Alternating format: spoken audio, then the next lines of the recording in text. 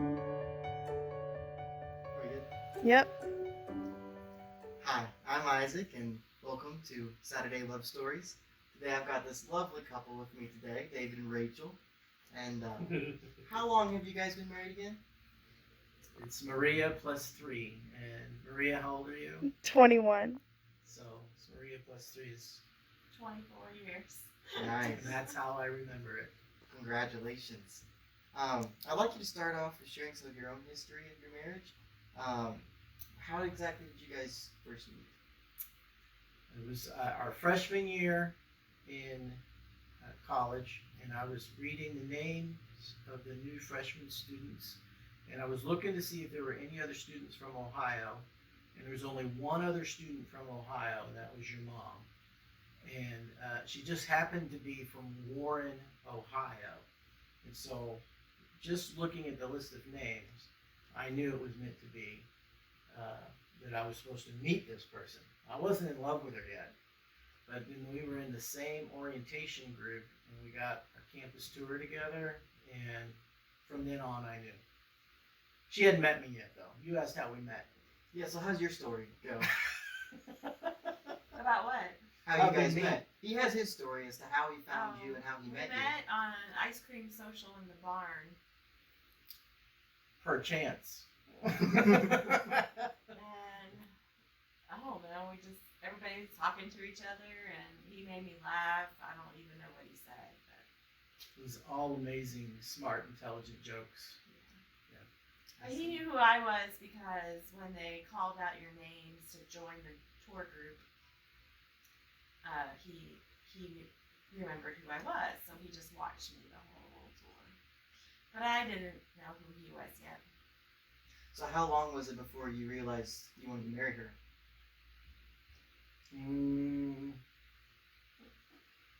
That I wanted to marry her? I don't know.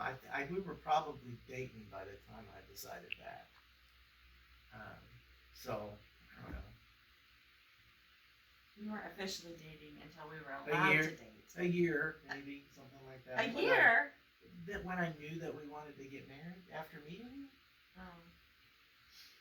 I mean, I knew all the other guys on campus knew that Rachel was off limits. And she was interested in some of the other guys, but they knew better, so she was just stuck with me. We started dating January 20th, 1994. Wow. I remember that date. I do. My next question is: before you guys had kids, your early years of marriage, The good old days. what exactly did you guys do? Where were you at in your relationship? What was it like? What was it while we were married, and what was it like before we had kids? What were you doing? Where were you at? Right after we got married, we went back to Bethany, where we went to school. And I worked on campus in the admissions department, and Dave I worked in the kitchen. was doing his last year of school.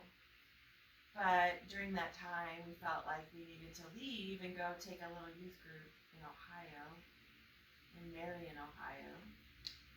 And But life for us, and this what you're asking is not necessarily what's the whole detail, but how did we act as a married couple before kids came along? Yeah. I think it was very similar. We haven't changed all that much as far as the way we relate to each other. Do you think? I don't think so. I don't think much has changed other than the things like now when we go on a date, it's usually different. Like before we go on a date, we talk about each other. Now we go on a date and talk about you guys. So your kids hijacked your lives. No, well, when we were first married, we didn't really go on dates. we didn't have any money Oh. Or a car. or a car. Yeah, we were on campus. We were poor college students. So, we got married really young. Yeah. I was 21. Your mom was 20. So now that you've had kids, we kids have seen you guys fight before in the past. Growing up, I mean, everybody fights. So my next question, which I gave you guys notice of before, is when you do fight, how do you make up? I Well, not always. Most of the time, I end up coming and saying I'm sorry. And Rachel would agree that most of the time it's because I was wrong. I'm not saying that I would agree with that, but she would agree that most of the time it's because I was wrong. 98% of the time. 98% of the time. But yeah, that's how we make up is we apologize to one another. She apologized to me every once in a while, even when I was still wrong. She does. When you know you need to make up, usually you can play it safe and just apologize and know that you're wrong, and then you can Yeah, and forward. sometimes, some people talk about how they do that the very first day. They don't let the sun go down on their anger. We sometimes do it the same day. Sometimes we wait 3 days. Sometimes it's a week. Depends But we get there. what the defense was. Yeah. All right. My next question is, of all of your years of marriage, before or after, what is the best advice you've been given? And I'm going to ask this to both of you because you could have been given different advice. But concerning your marriage, what is the best advice that has stuck with you and you applied to your own relationship and has brought you guys closer together? Brought us closer together. Yeah. You go first. No. Maybe I should have warned you about this question. No. I think now, and this is kind of an odd thing, but I think the best piece of advice I ever got was from Tom Sterrett, who said for us to, when he and his wife did our premarital counseling, which was kind of unique, and I should send a copy of this video to them so that they can know that we talked about it, because they were a couple that were very open to arguing in front of other people all the time, and they're still happily married. But he told me to write down the 3 most annoying things that Rachel does, and so I wrote them down. The things about her that irritated me the most, the things that I wish that she would change, and I wrote them down. He said, now throw them away and resolve to never mention those to Rachel ever. Just let them go. And so I did. And what's neat about that is I cannot for the life of me think of what those 3 things were. They're just not important anymore. And in fact, the things that she used to do that irritated me now endear her to me. And I love that about her. So when she asked me 4 or 5 times when I'm on my way to the truck, did you forget your inhaler? Did you get your glasses? Did you get your, those mothery type things? She wouldn't be her if she didn't do that. So now it's like, I don't know what I would do if she was just like, yeah, I don't care. I'd be like, oh. Yep, 'cause he always has forgotten one. Or the multiple text messages after I've left, to ask if I've done this. And of course the response is always like, yes, Rachel, but deep down inside I'm like, I know she's doing that because she loves me. So, were you able to think of any advice that you were given, or do you need my backup question that I had specifically for you, in case you couldn't come up with something? Well, I do have one thing that was kind of recent, but Steve and Jana Butler did a little marriage, Valentine's Day thing, retreat or something, and their whole talk was about how marriage isn't about, I don't remember how they said it exactly, but it was about marriage is designed to bring glory to God, and that our main point of being married is to glorify God, not. It's not about me completing you or making you happy. It's about God making us holy, sanctifying us. So I've been put in Rachel's life to make her a better person. Yeah, I didn't know I had all And kinds vice versa. of problems until I married him, and then he pointed them all out. So, But in a loving way. Yeah.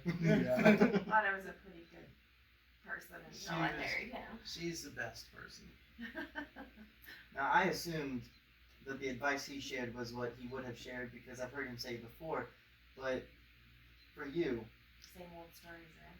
Have you? Is there anything about Dad that annoyed the crap out of you in the early years of your marriage, but now it's just something that you absolutely love? Probably not. Yeah. Let's see. It annoyed me then, but doesn't now. Yeah. I didn't really annoy her back then. I was very palatable as a person. You know, I was just so much in love, it didn't matter. Okay, then, do you guys have any advice you'd like to give our listeners about marriage and?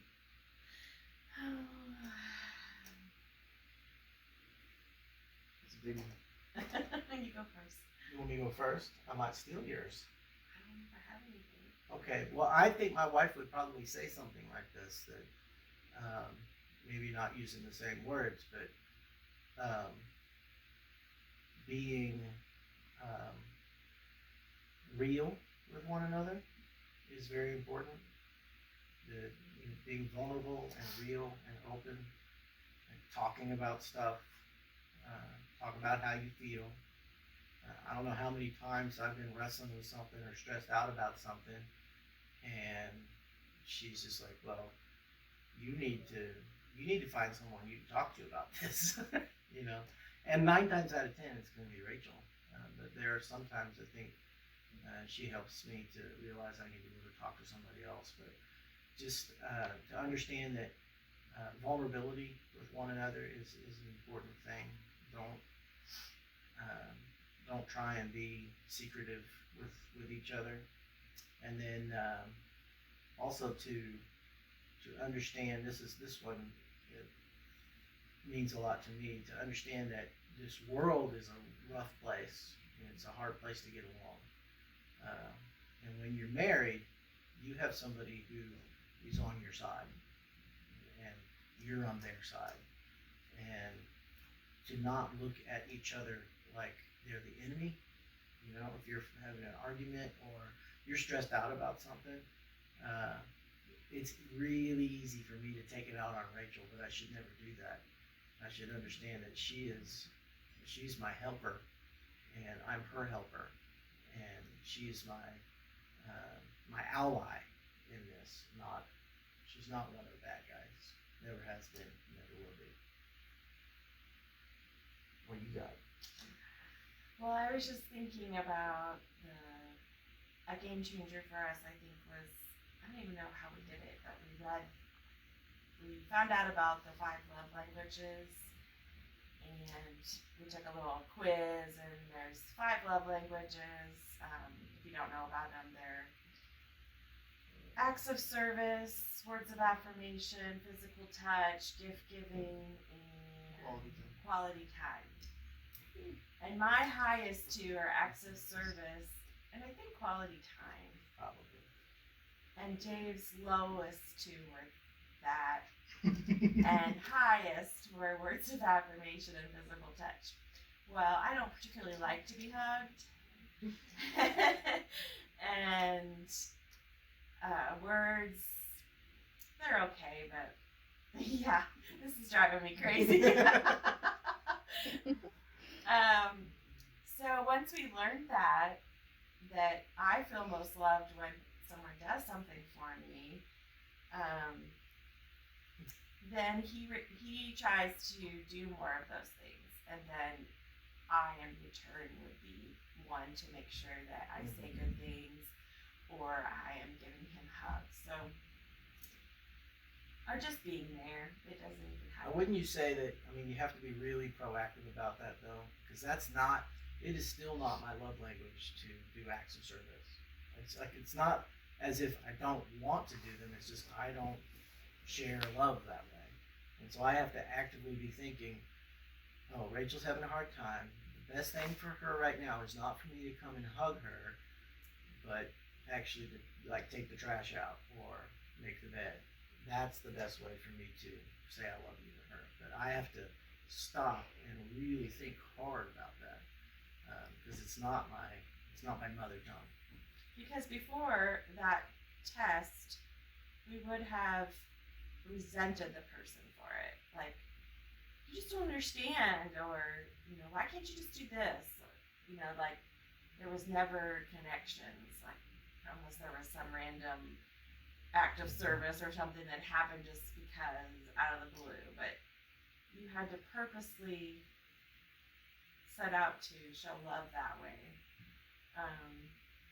And so the way that I show love is acts of service. So the way that he best shows love to other people is the way that he feels most loved, generally. Mm-hmm. Not that we don't like gifts and we, don't have other things on that list. It's just that our higher ones are those things. And you just feel supported when you have And sometimes love you have that way. sometimes you have to receive it the way they're giving it too. Like for me to recognize that she just organized my sock drawer because she loves me. And me, choosing not to look at that is just, but go, oh, instead. And how you receive something matters as well. And sometimes the most loving thing you can do is let someone not touch you. Let you not touch me, and I'm telling you I love you by not making you touch me. Oh, yeah. Yeah, I was thinking about that with Nancy Wilder. She likes to give hugs, but she never has made me give her a hug.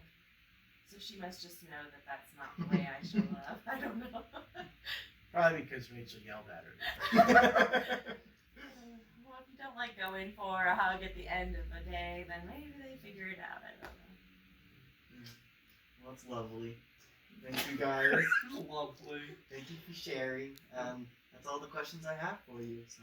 And thank you, Maria, for being our videographer. Yes, Well, you're welcome. Thank you guys for listening. That's all we got. It's all we got. That's all, folks.